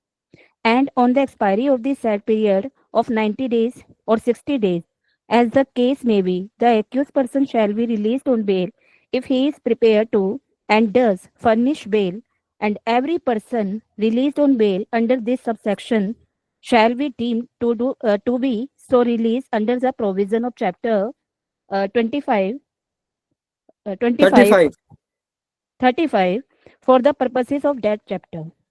तो यहाँ तक ये main concept है और यहाँ पे प्रवीण जी ने पढ़ा इसको कि 15 दिन से ज्यादा के मामले में उसको हम कस्टडी में भेज देंगे। जुडिशियल कस्टडी, हाँ जुडिशियल कस्टडी का जिक्र कर रहा है, और जहां पे वो अगर डेथ, लाइफ और इसमें वर्ड लिखा हो रहा है imprisonment for a term of 10 year और मोर, 10 साल और मोर, तो उसमें 90 दिन और अदर केस में 60 दिन। मैंने इसके लिए केस लो लिखवाया Ramesh Kumar Paul versus state of Assam. ये 10 साल नहीं, अगर 10 साल से एक्सीड है ना तो वो 90 दिन की कैटेगरी में आएगा। अगर 10 साल तक है, अप टू 10 ईयर है, तो वो इस ऊपर वाली कैटेगरी में नहीं आएगा, बल्कि नीचे वाली कैटेगरी 60 दिन में उसका इन्वेस्टिगेशन पूरा करना चाहिए, उस कैटेगरी में आएगा। ये इंटरप्रिटेशन रमेश कुमार पॉल वाले केस में किया गया है। ठीक है, तो बाद में प्रवीण जी ने पढ़ा कि इन अवस्थाओं में 60 दिन या पूरा 90 दिन पूरा होने के तक भी अगर इन्वेस्टिगेशन पूरा ना हो तो वो व्यक्ति बेल लेने का एंटाइटल है। इस बेल को हम क्या बोलेंगे Bhupendra ji, Sahayak ji? Default bail. That's good. इसको हम डिफॉल्ट बेल बोलेंगे। इस बेल को जो 60 या 90 दिन के बाद भी इन्वेस्टिगेशन पूरा ना हो तब एक्यूज बेल लेने के एंटाइटल बने तो उस बेल को हम डिफॉल्ट बेल बोलेंगे। जिस बेल के लिए कौन से नियम कानून लागू होंगे सहायक?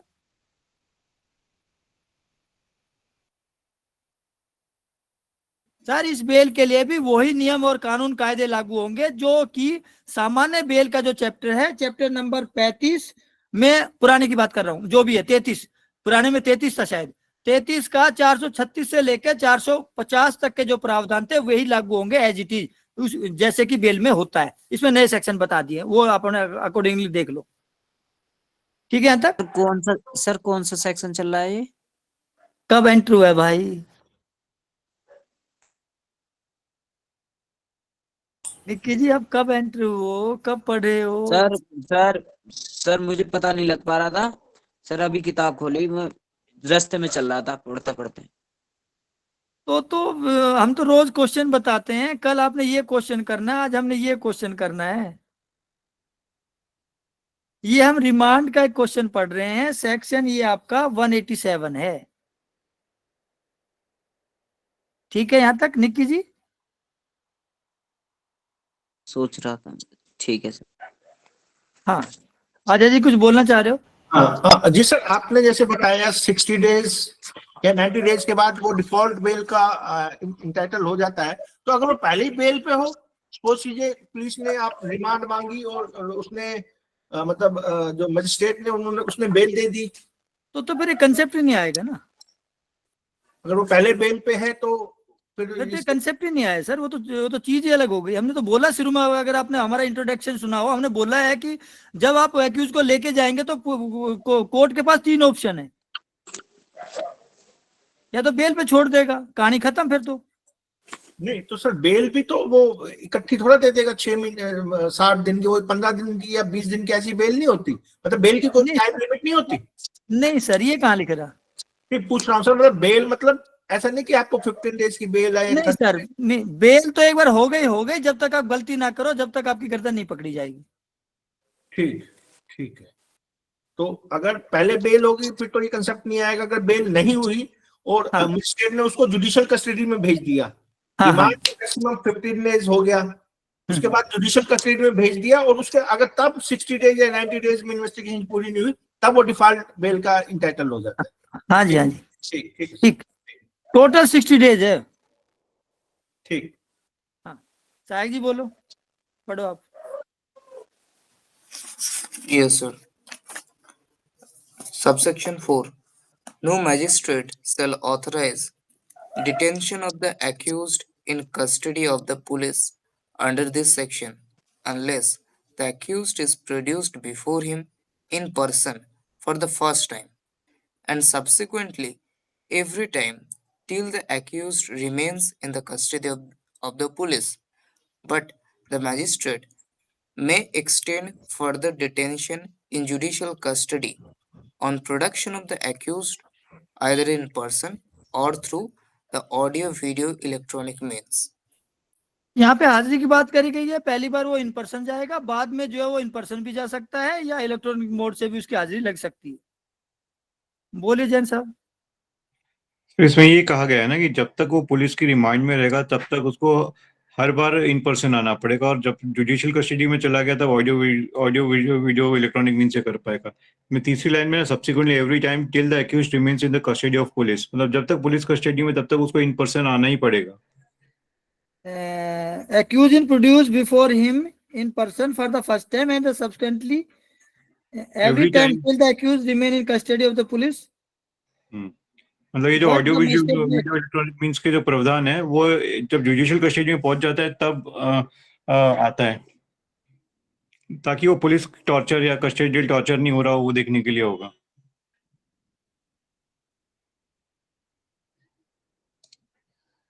चलिए देखते हैं इसका सर, मैं एक बार दोबारा देख के बता पाऊंगा, अभी एकदम इंस्टेंटली नहीं बता पाऊंगा।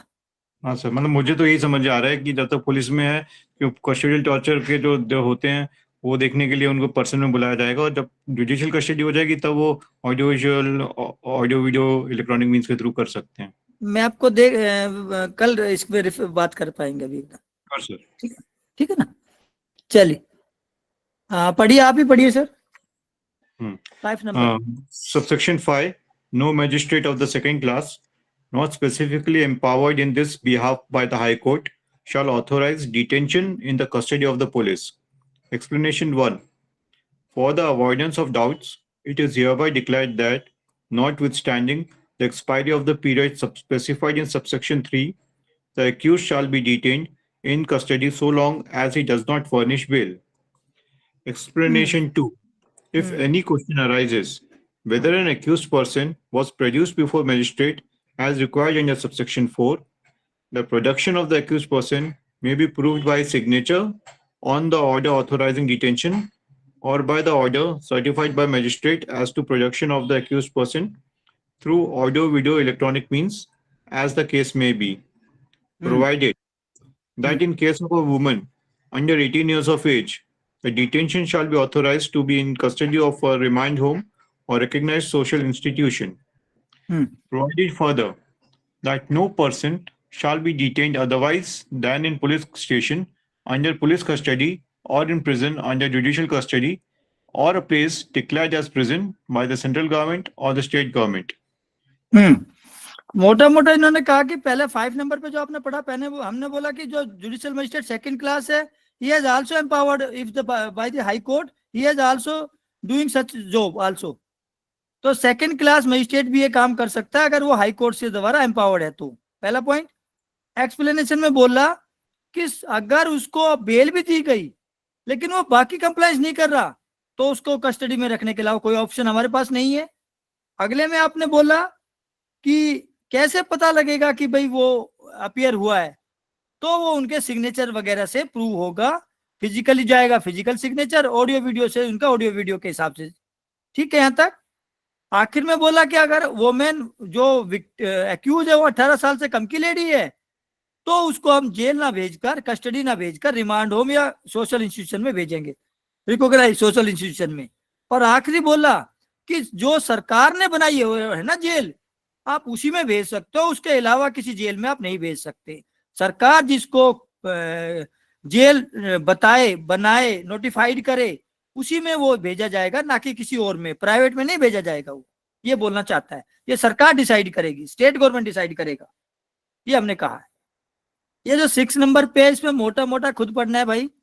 इसमें मोटी मोटी 2 बात मैंने कही है सिर्फ आपको, कि जहां जुडिशियल मजिस्ट्रेट अवेलेबल ना हो वहां एग्जीक्यूटिव मजिस्ट्रेट के पास जा सकते हैं, और उसके पास 2 ऑप्शन है कि या तो वो बेल पे दे सकता है आपको, या वो 7 दिन का रिमांड भी दे सकता है, पुलिस कस्टडी मतलब।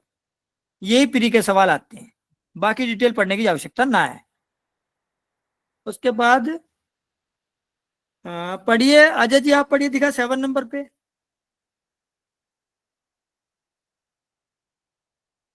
अजय जी आप पढ़िए 7 नंबर पे। Sub section 7, a magistrate authorizing under this section detention in the custody of the police shall record his reasons for so doing. तो वो कह रहा है सारे ऑर्डर की वो रीजन रिकॉर्ड करेगा। पढ़िए, आप ही पढ़िए 8वां भी। Subsection 8, any magistrate other than the chief judicial magistrate making such order shall forward a copy of the order with his reasons for making it to the chief judicial magistrate. हाँ, अगर CGM में तो बात अलग है, अगर कोई और मजिस्ट्रेट ऐसा काम कर रहा है तो उसे अपनी रिपोर्टिंग सीजीएम को रिपोर्ट करनी पड़ेगी। शाहजहां जी बोलो, आप क्या कहना चाह रहे हो? सर मैं पढ़ूं सब सेक्शन 9? पढ़ो सर, हम तो कहते हैं पढ़ो। Okay sir. हमें कोई हमारे कोई रिश्तेदार है? नहीं सर, इसलिए पूछा। ओके सर, ठीक है। Subsection 9. If in any case trial by a magistrate as a summon case, the investigation is not concluded within a period of 6 months from the date on which the accused was arrested, the magistrate shall make an order stopping further investigation into the offence unless the officer making the investigation satisfies the magistrate that for a special reasons and in the interest of justice, the continuation of the investigations beyond the period of 6 months is necessary. हाँ, मोटा मोटा इन्होंने कहा कि अगर कोई case जो है जो कि ट्रायबल है मजिस्ट्रेट के द्वारा, जो कि समन केस है और उसका इन्वेस्टिगेशन 6 महीने में पूरा ना हुआ, 6 महीने से आगे भी चल रहा है, ये सिचुएशन है, तो आंसर क्या आया कि उस केस में जब तक कि पुलिस वाला ये कन्विंस ना कर दे कि भाई ना इसकी इन्वेस्टिगेशन आगे कंटिन्यू रखनी चाहिए हमें, तो अगर उसे कन्विंस नहीं हुआ तो मजिस्ट्रेट ऐसी इन्वेस्टिगेशन को स्टॉप कर देगा, फर्दर स्टॉप फर्दर इन्वेस्टिगेशन। अब इसकी रिमेडी अगले सेक्शन में बताई गई है, पढ़िए अनसुईया जी। कोई और हैंड रेज करना चाहते तो बताइए एक बार, 1 मिनट को। चलो सहायक जी आप पढ़ दो, आप पढ़ो। Subsection 10. Where any order stopping further investigation into an offence has been made under subsection 9, the sessions judge may, if he is satisfied on an application made to him or otherwise that further investigation into the offence ought to be made, vacate the order made under subsection 9 and direct further investigation to be made into the offence, subject to such directions with regard to bail and other matters as he may satisfy. हाँ, तो आगे बोला कि अगर victim जो है इसके against में जाएगा, स्टॉप फर्दर इन्वेस्टिगेशन के अगेंस्ट में जाएगा डीजे के पास, सेशन के पास, तो जब सेशन जो है इसको दोबारा शुरू कर सकता है और जो कोई और ऑर्डर बनता है वो ऑर्डर भी कर देगा उसमें। कोई डाउट यहाँ पे अंशुया? हर्ष, अगला क्वेश्चन क्या है हर्ष?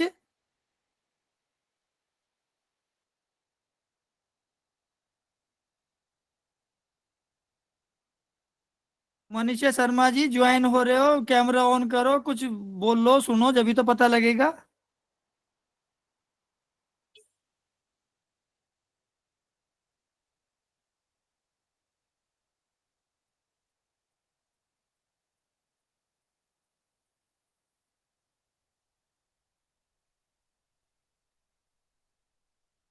जुडिक्शन का तो नहीं है? यस सर, जुरिडिक्शन है सर। लिखवाया हुआ है मैंने, आपने लिखा हुआ है? Yes sir. चलो ठीक है। अगला कल हम एक क्वेश्चन जुडिक्शन का, जो कि पुराने एक्ट में 177 to 189 तक के सेक्शन दिए गए हैं, उसको करने की कोशिश करेंगे। तो आप पढ़ के आइए, उसके बारे में समझ के आइए, ताकि और समझ में ना आसान हो जाए। आज के लिए इतना ही है। अभी 5-7 मिनट अगर हम और बैठ सकते हैं, कोई पर्सनल कोई बात, मतलब कोई जनरल कोई बात पूछनी है तो पूछ भी सकते हो, आउट ऑफ दी ब्रीफिंग के अलावा भी आप कोई बात कर सकते हो। अभी तक तो ब्रीफिंग तक लिमिटेड थे हम, but right now you can ask any question. Sir इसमें मतलब फर्स्टली तो मैं सर रिक्वेस्ट ही करूंगा, क्या मतलब इस सिलेबस से बाहर का है अरेस्ट पे ही क्वेश्चन, बट थोड़ा सा आउट ऑफ द मतलब वे ऑफ प्रैक्टिस का क्वेश्चन है, क्या वो पूछा जा सकता है? यहाँ इसमें टाइम लग जाएगा, तो सामान्य तौर पे अगर यहाँ की बात पूछे तो ठीक है, अगर प्रैक्टिस के बारे में पूछोगे तो आप सामान्य मेरे पे डिस्कस कर सकते हो, मेरे नंबर पे। चलो ठीक है सर, कोई नहीं, क्योंकि मेरा क्वेश्चन जो था वो अरेस्ट मेमो को लेके था। नहीं, मैं वही बोल रहा हूँ ना कि हाँ, जैसे जो बच्चे प्रिपरेशन करना चाहते हैं उसके लिए एक प्लेटफॉर्म है, तो उसमें प्रैक्टिकल क्वेश्चन कम आते हैं या उनका आंसर नहीं दिया जा सकता। तो अगर जितना हमने आज ब्रीफ करा है, जिस दिन हम अरेस्ट मीमो को ब्रीफ करें उस दिन आप सवाल पूछो तो बनेगा। प्लीज सर, ठीक है, कोई इशू नहीं, थैंक यू। ये मैं कहना चाहता हूँ, ताकि फिर बाकी बच्चों को थोड़ा अपना वो मिले। कोई जुडिशरी से लेके कोई आपका कोई क्वेश्चन है तो आप सीधा पूछ सकते हो, कोई भी, पर प्रैक्टिकल क्वेश्चन को अवॉइड करो। उसके लिए तो फिर वो एक अलग अलग प्लेटफॉर्म है फिर वो तो। नहीं ठीक है सर, थैंक यू, कोई इश्यू नहीं है। पहली बार आए हो आप सर? जी सर, मैंने फर्स्ट टाइम ज्वाइन किया और एटलीस्ट मैंने किया भी शायद 10 मिनट पहले ही है। मतलब अभी व्हाट्सएप ग्रुप खोला था, उसी पे लिंक पड़ा हुआ था, मैं जस्ट घर आया, चेक किया, तो मैंने फर्स्ट टाइम ही ज्वाइन किया है। फिर तो खैर अभी आप नहीं बता पाओगे चीजों को। चलिए, अगर किसी ने पूछना है तो पूछिए सर कुछ बात। जैन साहब, सायक जी, सायजान, अजय जी, परवीन जी, हर्ष जी, बाकी और कोई भी? नहीं तो कल हम जुडिक्शन का पढ़ेंगे, आप पढ़ के आइए। पुराना सेक्शन मैंने बोल दिया 177 to 189। हम पुराने का नाम भी हम इसलिए जिक्र कर रहे हैं जैन साहब, अजय जी, क्योंकि कई जगह पुराना ही सिलेबस है अभी भी, तो हमें पुराने सेक्शन का भी ध्यान रखना है, नए का तो अभी हम सीखेंगे, ये हम कहना चाहते हैं। इसमें सर मतलब मैं भी एक ही चीज कहना चाहूंगा कि अभी भी जितने भी सिलेबस जुडिशरी के शो हो रहे हैं उसमें नए और पुराने दोनों ही लॉ आ रहे हैं। अगर किसी में न्यू लॉ ऐड हो रहे हैं तो उसके साथ साथ पुराने लॉ किसी में भी हटा ही नहीं गए हैं। बताया मैंने सर, मैंने भी बोला। सर जैसे आपने बताया 60 डेज या 90 डेज, तो उसके बाद जब विद इन उस पीरियड में जब पुलिस अपनी रिपोर्ट इन्वेस्टिगेशन कंप्लीट करके कोर्ट में अपनी रिपोर्ट करके सबमिट, उसको क्या कहते हैं उस टर्म को?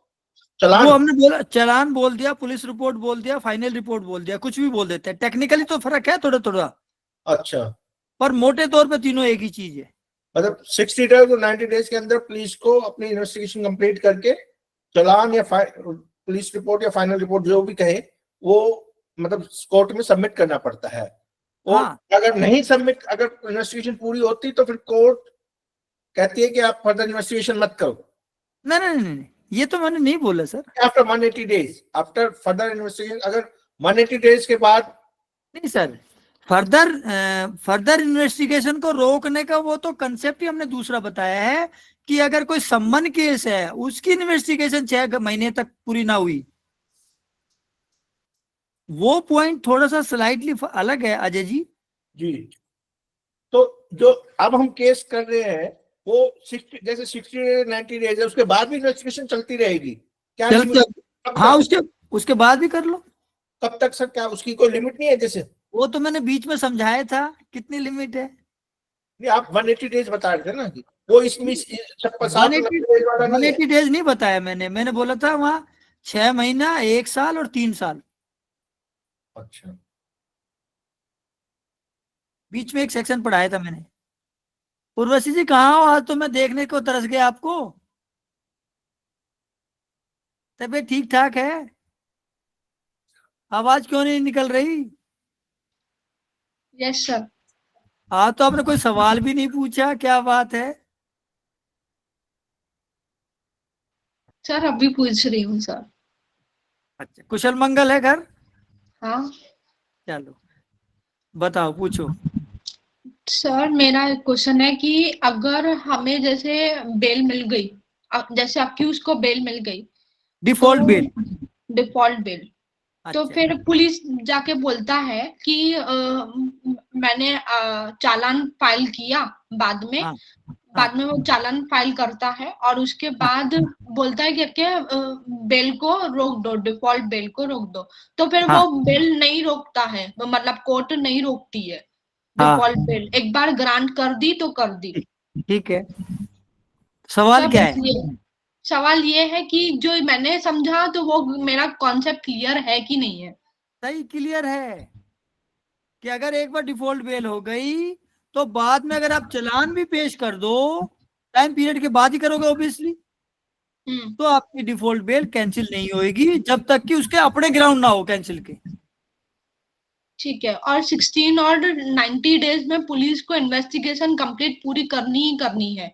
अगर उसने नहीं किया तो सीनियर ऑफिसर 60 और 90 दिन दिया हुआ है, अगर तुम कर लोगे तो एक्यूज को डिफॉल्ट बेल ना मिलेगी, तुम नहीं करोगे तो उसको डिफॉल्ट बेल का राइट मिल जाएगा, बस ये मैंने बोला है।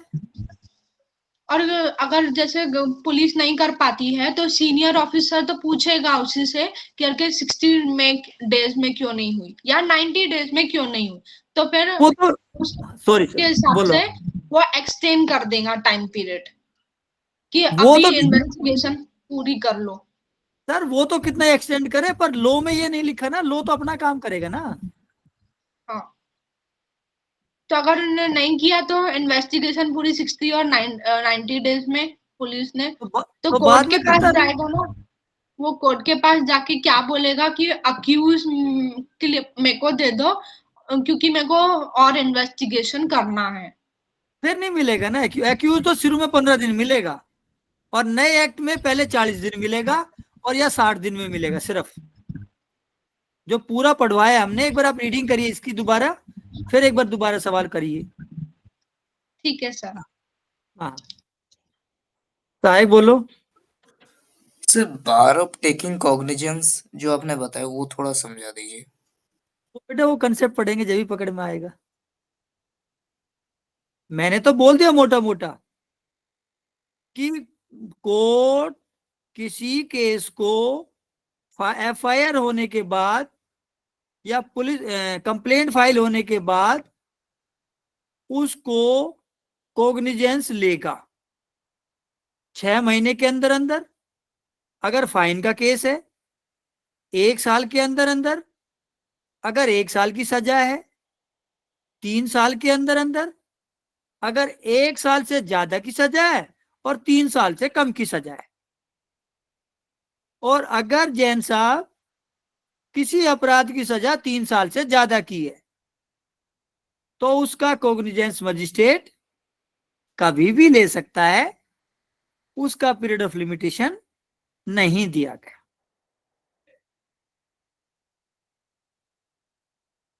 ठीक है साहिब जी। Yes sir. बाकी जब हम उस कंसेप्ट को पढ़ेंगे जब थोड़ा और क्लैरिटी आएगी।